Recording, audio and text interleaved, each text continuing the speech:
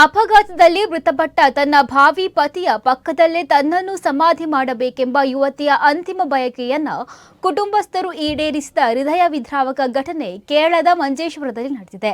ತಮಿಳುನಾಡಿನ ತಿರುವನ್ನಲ್ವೇಯಲ್ಲಿ ಮೃತ ಯುವಕ ಮನಿಯ ಸಮಾಧಿಯ ಪಕ್ಕದಲ್ಲೇ ವಧು ಪ್ರಫುಲ್ಲ ಅವರ ಅಂತ್ಯ ಸಂಸ್ಕಾರ ನೆರವೇರಿಸಲಾಗಿದ್ದು, ಸಾವಿನಲ್ಲೂ ಈ ಪ್ರೇಮಿಗಳು ಒಂದಾಗಿದ್ದಾರೆ.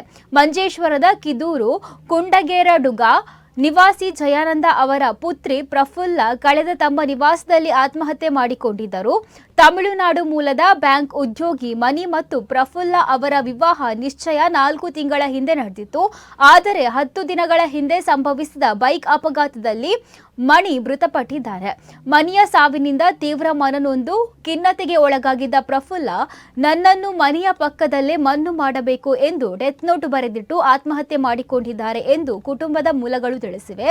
ಮಗಳ ಅಂತಿಮ ಆಸೆಯನ್ನ ಗೌರವಿಸಿದ ತಂದೆ ಜಯಾನಂದ ಹಾಗೂ ಕುಟುಂಬಸ್ಥರು ಕಾಸರಗೋಡು ಜನರಲ್ ಆಸ್ಪತ್ರೆಯಲ್ಲಿ ಮರಣೋತ್ತರ ಪರೀಕ್ಷೆಯನ್ನ ಕೈಗೊಂಡ ಬಳಿಕ ಪ್ರಫುಲ್ಲ ಅವರ ಮೃತದೇಹವನ್ನ ಆಂಬ್ಯುಲೆನ್ಸ್ ಮೂಲಕ ತಮಿಳುನಾಡಿನ ವಳ್ಳಿಯೂರು ಗ್ರಾಮಕ್ಕೆ ಕೊಂಡೊಯ್ದಿದ್ದಾರೆ. ಅಲ್ಲಿ ವಿಧಿವಿಧಾನಗಳೊಂದಿಗೆ ಮನಿಯ ಸಮಾಧಿಯ ಪಕ್ಕದಲ್ಲೇ ಪ್ರಫುಲ್ಲ ಅವರ ಅಂತ್ಯಕ್ರಿಯೆ ನೆರವೇರಿಸಲಾಯಿತು.